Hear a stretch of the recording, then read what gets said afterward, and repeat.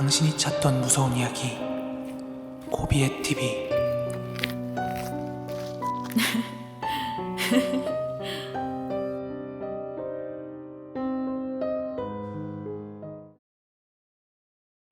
그러니까 군대로 쳤을 때, 군대에서 계급으로 쳤을 때 아주 고참은 아니고 한 중간쯤, 이제 막 들어온 이등병 후임들을 두고 있는 어느 병사가 하나 있었어요. 그런데 이 병사가 홀어머니를 모시고 있었는데 이 어머니가 갑작스럽게 돌아가신 거예요. 사회에서. 그러니까 어머니는 사회에 있었고 본인은 군대에 있었겠죠. 근데 홀어머니를 모시고 있었는데 어머니가 돌아가시게 됩니다. 근데 요즘도 군법이 그런지 모르겠는데 제가 그 이야기를 본 그 시점에는 만약에 어머니가 하나밖에 없는 외자인데 엄마밖에 가족이 없는데 만약에 엄마가 돌아가신다. 그럼 의가사제대를 한대요, 보통. 부모가 다 돌아가시거나 부모가 없는 애들은 군대 안 가고 이렇게 제대를 시킨대요. 근데 그 친구가 어머니 상을 치르고 군대로 다시 돌아왔는데 제대를 못한 거예요. 왜? 엄마랑 아빠랑 이혼은 했는데 이게 아직 법적으로는 엄마랑 아빠랑 아직 혼인 상태인 게 유지가 되고 있었대요, 법적으로. 그래서 아직 얘는 호적에 아빠가 남아 있었기 때문에 얘가 군대에 남아 있을 수밖에 없는 거예요. 근데 얘는 어떻게 보면 얘는 지금 엄마밖에 가족이 없는 상태였던 건데 엄마가 돌아가시니까 얼마나 이 마음의 상처가 크겠어요. 그래갖고 다크서클, 여기 눈두덩이가 검해가지고, 진짜 다크서클이 이렇게 눈두덩이가 검해가지고 맨날 군대에서 약간 빈사 상태처럼 애가 이러고 있으니까 이 친구를, 원래 군대에서도 얘 사정을 아는 거예요. 얘는 지금 그냥 다 원래 군대 밖으로 가야 되는데 그런 서류 절차 때문에 얘가 못 갔다. 그리고 엄마가 돌아가셔서 제가 약간 넋이 나가 있다라는 걸 알았기 때문에 군대 윗선에서, 선임들도 그렇고 군대 윗선에서 얘 모든 훈련과 활동들을 다 빼줘요. 그래서 얘는 계속 내무반에만 남아 있었던 거예요. 몇 날 며칠을 그렇게 눈 이래가지고. 근데 어느 날은 같은 자대 후임 신병이 그 고참을 찌른 거예요. 뭐 마음의 소리였나? 뭐 아무튼 뭐 어떤 연락망을 통해서 윗선에다가 찌른 거예요. 아, 저 선임, 저거 눈에 막 그 위장크림 같은 거 바른 거다. 저 새끼 지금 훈련 받기 싫어가지고 깨부리는 거다. 부모님 돌아가신 것도 돌아가신 거지만 뭐 하루 종일 애가 저렇게 빈사 상태냐 이러면서 찔렀나 봐요. 신참 한두 명 뭐 이렇게 몇 명이 그렇게 찔렀나 봐요. 그래서 군대가 난리가 난 거예요. 왜? 너희는 애가 부모님이 돌아가셔가지고 마음이 안 좋고 힘들 애를 위로는 못할 망정, 그것도 니들이 뭐 선임 그런 것도 아니고 선임들도 눈 감고 있는데 이제 들어온 신참들이 선임 그 훈련 빼는 게 그렇게 시샘이 나가지고 니들은 그렇게 모함을 하냐? 이러면서 군대에서 그 신참들을 데려다가 막 혼냈대요. 난리를 치고. 아무리 니들이 그게 훈련 빠지고 뭐 계속 내모반에 있는 게 그렇다 치고 니들이 맨날 다 짬처리 한다고 하지만 그거 좀 아니지 않느냐 이러면서 혼났대요. 그러다가 이 사연의 주인공이 이제 제대를 했어요. 그러니까 아픈 애 말고 이런 일이 우리 부대에 있었다라고 서술을 했던 사람이 군대에서 제대를 했대요. 제대를 하고 한참 이제 군대에서 제대하고 나면 막 놀고 즐기고 할 거 아니에요. 자기 생활로 돌아가서 이렇게 본인 생활을 즐기다가 나중에 이제 자기가 지냈던 그 군대 후임들이랑 뭐 같이 친하게 지냈던 사람들 소식이 궁금해가지고 전화를 했대요. 그래가지고 그 군부대 남아있던 친했던 애한테 전화를 해가지고 막 물었대요. 야, 걔 누군 어떻게 지내? 요즘 어때? 부대 어때? 잘 지내고 있어? 요즘 자대는 어떠냐?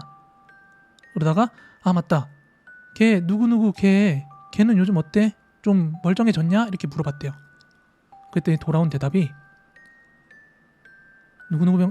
누구누구 병장님,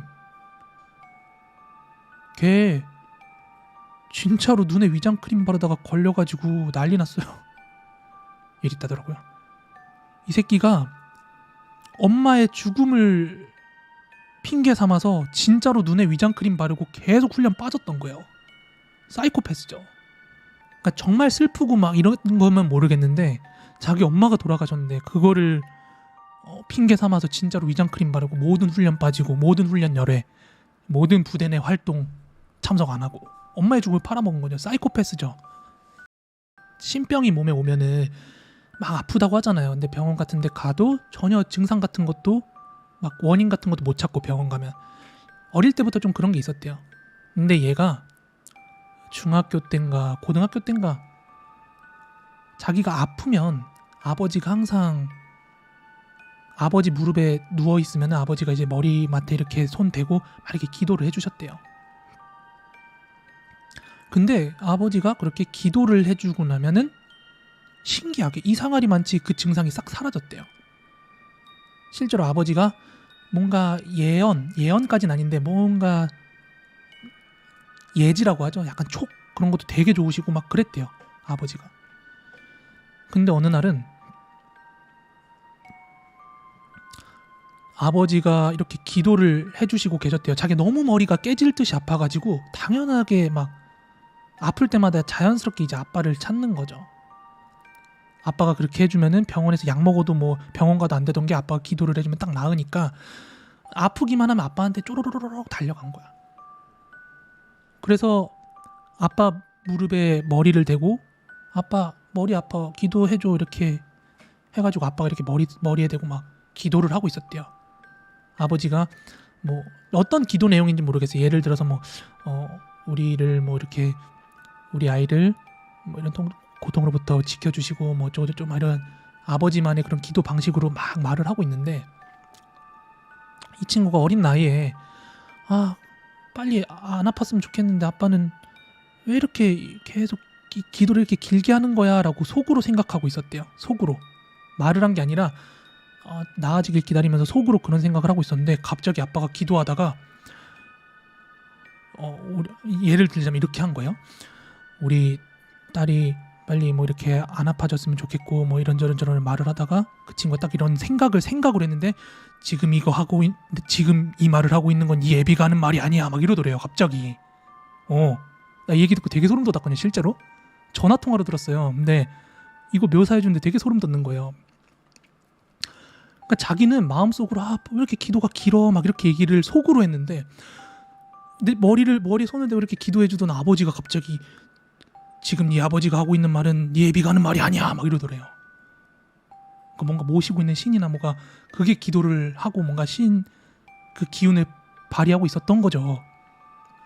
아무튼 뭐 그런 느낌으로다가 자기도 뭔가 그런 영향을 받았는지 귀신이 간간히 보이고 뭐 형체가 보이고 근데 이런 귀신들이 보일 때는 이게 진짜 위험해질 수 있는 귀신인지 아니면은 그냥 지나가는 귀신인지 약간 그런 게 느껴진대요. 본인이 이야기하길. 그래서 본인이 신기가 있는 것 같아서 어디 무당집 같은 데 가야 되나 싶어서 내가 어떻게 해야 되나 좀 알아보려고 무당집 근처만 가려고 그러면 갑자기 복통이 너무 심해져서 못 들어가더래요. 그 얘기를 하는 거야. 그러면서 이제부터가 이제 이야기 시작인데 한 번은 어떤 연유에서인지 모르겠는데 어떤 이유에서인지 모르겠는데 한 번은 자기 친구의 삼촌인가 아버지가 엄청 부자였나 봐요. 근데 저기 서울에 정동이라는 곳이 있어요. 정동. 옛날에 서울에 정동극장이라고 있던 그 정동. 동 이름이 정동이에요. 거기에 무슨 아파트가 있었는데 되게 고급진 아파트였대요. 그리고 집도 엄청 넓었대. 근데 거기서 잠깐 살게 됐대요. 친구랑 단둘이. 되게 넓은 집이고 막 경비도 있고 그런 아파트였는데 거기서 친구랑 둘이 살게 됐는데 그 집에 처음 들어갈 때부터 너무 막 기운이 차갑고 안 좋더래요. 너무 자기가 그러니까 싸늘함을 넘어서 추위를 느낄 정도로 그 집에 들어갔는데 뭔가 기운이 안 좋더래요. 그런데도 불구하고 이제 집이 넓고 좋고 뭐 돈 들어갈 데도 없고 하니까 친구랑 단둘이서 그 집에서, 그 넓은 집에서 각자 방을 두고 지내고 있었는데, 어느 날은 얘가 화장실에 들어갔는데 화장실 구석지에 너무나 선명하게 회색 형체의 어떤 남자애가 보이더래요. 근데 얘를 뭔가 아는 척하거나 신경을 썼다가는 큰일 날 것 같은 느낌이 들어서 정말 무섭지만 모른 채 하고 자기 할 거 하고 나왔대요. 근데 평소에도 그 집에서 생활하면서 그 검은 형체가 여기저기 돌아다니는 모습을 너무 많이 봤는데, 어린애뿐만이 아니라 나이가 든 것으로 느껴지는 그런 형체들도 여러 차례 목격을 했대요. 네, 그러면서 어느 순간부터 몸이 이 집을 거부하는 느낌이 들더래요. 자기가 너무 춥고 자꾸 그런 것들이 보이는데 얘네들은 뭔가 아는 척하거나 의식했다간 진짜 큰일 날 것 같은 느낌. 그래서 어느 날 친구한테 얘기를 했대요. 야, 나 그냥 이제 이 집 나가야 될 것 같아. 나가서 그냥 살게. 이랬더니 왜 이 좋은 집을, 이렇게 좋은 집을 언제 우리가 살아보겠어, 이러면서 막 만류를 했나 봐요. 친구가 이렇게 못 나가게 만류를 하더래. 꼭 자기랑 같이 살아야 될 것처럼 이렇게 얘기를 하더래. 그래서 얘가 이실직고를 한 거예요. 아니 그게 아니라, 아니 뭐 여기 집 좋은 건 알겠는데 뭔가 나 좀 이상한 거 막 좀 느껴지고 그런 게 있다, 막 이렇게 얘기를 마뭇마뭇거리면서 했더니 그 친구가 갑자기 표정이 딱 굳으면서, 야, 근데 설마 너도 보여? 이러더래요.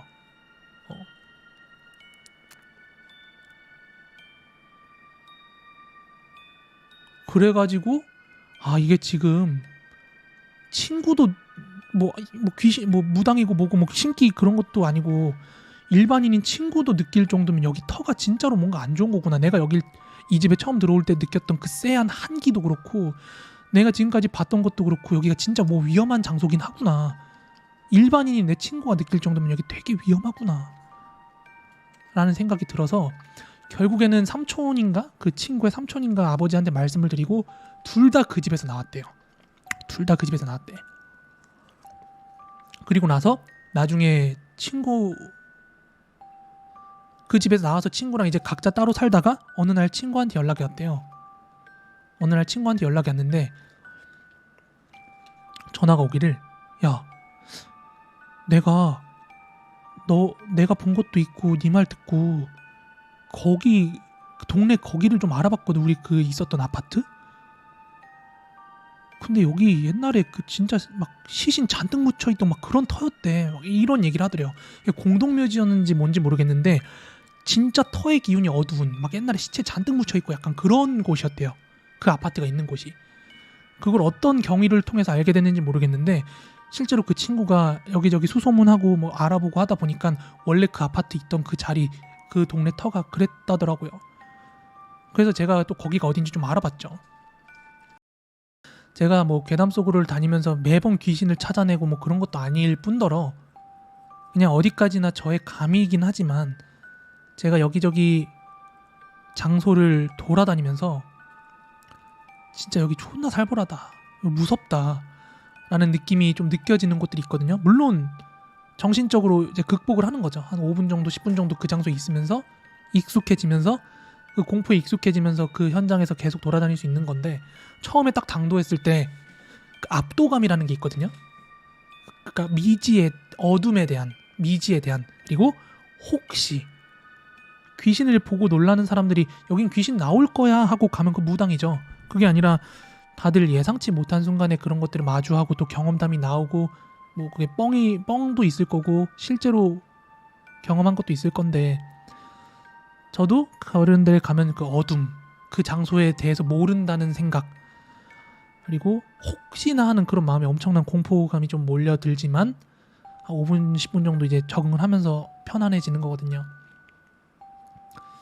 그런데 확실한 거는 괴담 속으로라는 컨텐츠를 진행하면서 혹은 라이브 방송으로 여기저기 돌아다니면서 느꼈던 건데 터의 기운이 좀 있다고 느껴져요. 저는 왜 그런 줄 알아요? 그걸 제가 왜 그렇게 느끼냐면은 분명히 정말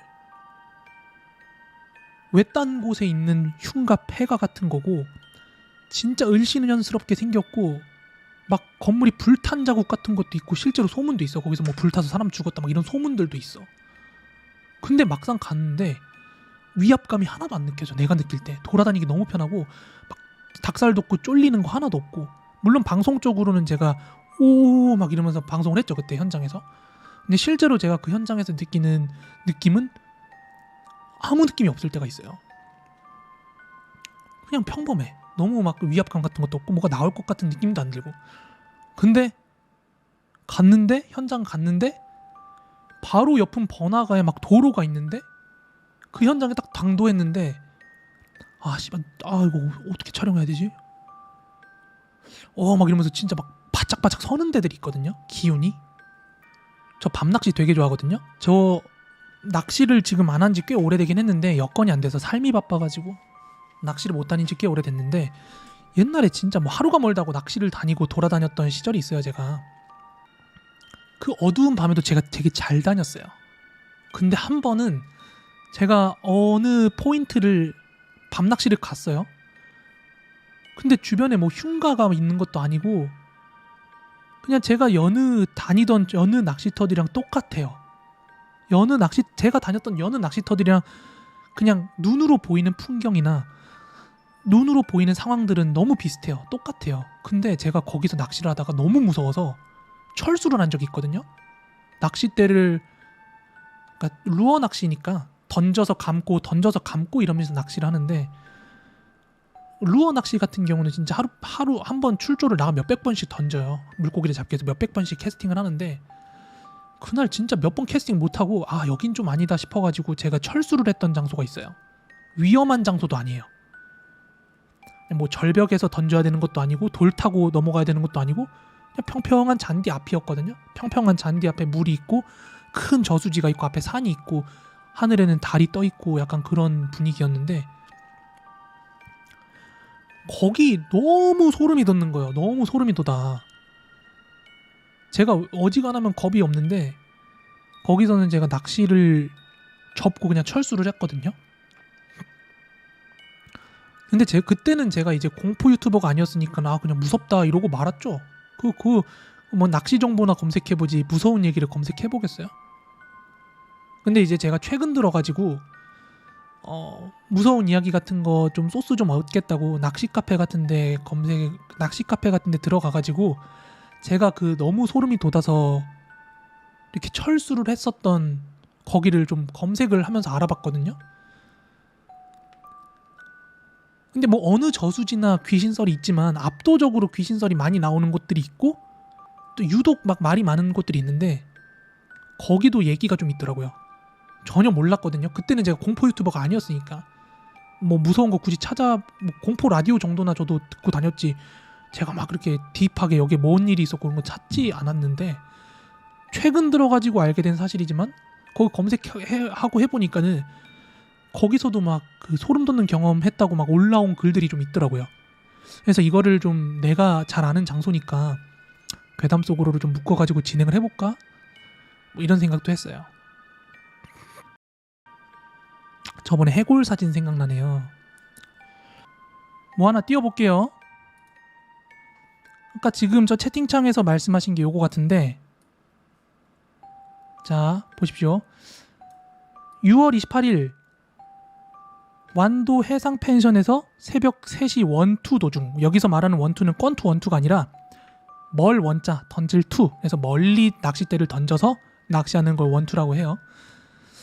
원투 낚시 도중 떠다니던 김치 냉장고 별 관심 없이 낚시를 계속하던 도중 펜션으로 가까이 와서 자세히 들여다보니 무언가 들어있었다.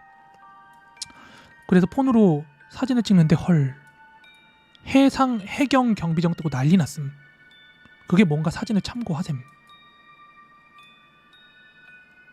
갔다가 낚시터에서 김치 냉장고가 둥둥 떠가지고 이게 뭔가 보니 안에서 해골이 나오고 그 다음에 해경 경비정이 떴다.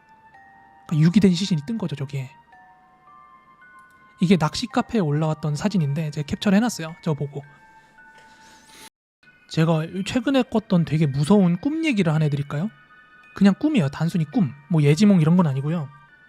제가 어릴 때 살던 동네가 있어요.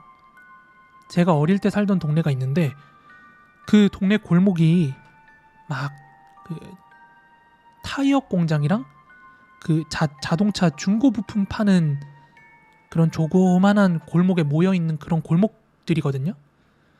근데 그 골목 슈퍼마켓 앞에서 제가 쭈그리고 앉아가지고 막 사람들이랑 이런저런 막 얘기를 하고 있었어요. 무슨 얘기를 하고 있었는지는 기억이 안 나는데 그 얘기를 하고 있었던 장면은 정확히 기억이 나요. 그러다가 그 사람들이랑 뭔가 이야기 같은 걸 딱 마치고 자리를 딱 털고 일어나서 내가 옛날에 살던 집 그 연립 쪽 방향으로 해서 이렇게 걸어가는데 그 연립 근처가 막 공사판이었어요. 꿈에서는. 그래서 이 왼쪽으로는 그 공사판 같은 데 가면은 철조망이랑 해가지고 먼지 나지 말라고 막 원단 천 같은 거 막 이렇게 해놓잖아요. 공사판 같은 분위기였고 내 눈에는 모든 연립들의 옥상까지 보이는 시야. 뭔지 알죠? 건물이랑 내가 가까우면은 요 앞에 있는 창문들 보일 텐데 거리가 있으니까 이렇게 옥상까지 보여요. 근데 그 건물이 원래 내가 어릴 때 살던 건물들은 다 막 3층, 4층 이랬는데 그 건물이 2층 정도 높인 거예요. 2층 정도 높인 거죠. 그래서 이게 딱 보이더라고요. 그 옥상까지 다 보이더라고요. 근데 그 옥상에서 어떤 애기가 자전거를 타고 있어요. 그래서 왜 애기가 저기서 자전거를 타고 있지? 하는 찰나에 애기가 그러니까 원래 옥상은 이렇게 턱이 있는데 그 턱이 없이 그냥 애가 자전거를 타더니 건물 아래로 툭 떨어지는 거예요. 그러면서 내가 방금 전까지 그 뒤에서 같이 나랑 얘기하고 있던 사람들한테 오 애기 떨어졌다 막 이랬어요. 오 저 애기 떨어졌다라고 하는 순간 갑자기 그 공사장에서 대형 트럭이 나오더니 그 골목 밖으로 나간다고 트럭이 이렇게 돌면서 그 애를 밟더라고요. 애를 밟았어. 그게 멀리서 보였어요. 그래서 자전거가 이렇게 바퀴에 짓이기면서 튕기고 뭔가 이렇게 밟혔는데 애기가 작으니까 그 대형 트럭이 인지를 못했나 봐요. 꿈이니까. 아니 제 꿈 얘기예요. 근데 그 트럭이 그 애기를 인지를 하지 못했나 봐. 근데 갑자기 그 연립주택 쪽에 있는 무슨 지하 같은 데서 차가 올라오면서 또 나오면서 걔를 또 밟는 거예요. 2번을 밟았어요 그 애를. 그거를 내 눈앞에서 너무 선명하게 목격을 하고 있었는데 야 이거 어쩌나 분명히 멀리서 밟은 건 봤는데 애가 괜찮은지 안 괜찮은지는 봐야 될 것 같고 그래서 멀리서부터 막 그렇게 애 쪽으로 뛰어갔거든요. 근데 내가 뛰어가가지고 그 한 거리를 한 20m쯤 두고 있었는데 그제서야 그 애기 앞에서 엄마로 보이는 사람이 막 땅을 치면서 막 정신 나가가지고 막 울고 있는 거야 꿈에서. 근데 꿈이다 보니까 도대체 애가 죽었는지 살았는지 저 트럭에 밟혔는데 트럭에 밟힌 게 어떤 모습인지 그 원초적인 궁금함에 꿈속에서 그 애기 있는 근처로 갔거든요. 근데 진짜 너무 끔찍하게 다 터져 있는 거야 진짜 막 말도 못할 정도로. 이게 애들이 차에 치여서 사고 나고 뭐 피 조금 나고 이게 아니라 진짜 무슨 육포처럼 막 완전 돼 있는 거야. 그래서 제가 그 장면을 목격하고 너무 충격을 받아가지고 막 어버버버버버 거리다가 그 동네를 떴어요. 그 동네를 떴는데 너무 이제 충격적인 장면이니까 제가 여기저기 전화를 해서 그 사실을 알렸어요. 나 오늘 어릴 때 사는 동네지만 중심은 지금 성인의 전 거죠. 제가 전화를 해가지고 여기저기 막 알렸어. 엄마한테도 전화하고 친구한테도 전화하고 그 동네 살던 옛날 동창한테도 전화하고 막 그랬어요. 야 저기 어디 앞에서 애기 막 깔려 죽었어 이랬는데 나는 내가 방금 보고 전화를 한 거거든요. 그러니까 그거를 뭐 애기가 그렇게 죽고 나서 한참 시간이 지난 게 아니라 꿈에서 애기가 죽고 나서 바로 그 직후에 뒤돌아서서 집으로 가면서 애들한테 막 엄마한테 전화하고 여기저기 전화를 했는데, 엄마 오늘 저기 앞에서 누구 애기가 막 깔려 죽었어 이랬더니 엄마가 알아? 안다고. 알고 있어. 알았어 이러고 딱 끊었어요. 그리고 나서 이제 친구한테 전화했어요. 야, 오늘 저 앞에서 애기 차에 깔려가지고 죽었어 그랬더니 알아. 왜? 죽었잖아. 알아. 마치 그 애가 죽은 거를 보지도 않은 사람들이 마치 알았다는 듯이, 뭐 어떤 상황인지 뻔히 안다는 듯이 전화를 하는 사람들마다 다 알아 막 이러길래 그게 너무 선명했거든요. 꿈꾸는데. 그래서 깨어나고 나서도 되게 찝찝했어요. 그래서 최근에 나 여기저기 많이 다쳤는데 또 뭐 사고 나는 거 아니야? 약간 그 불안함이 막 엄습했거든요. 괜히. 어린아이가 죽은 것은 길몽이에요? 여자 나오고 어린아이 꿈은 성별 상관없이 흉몽?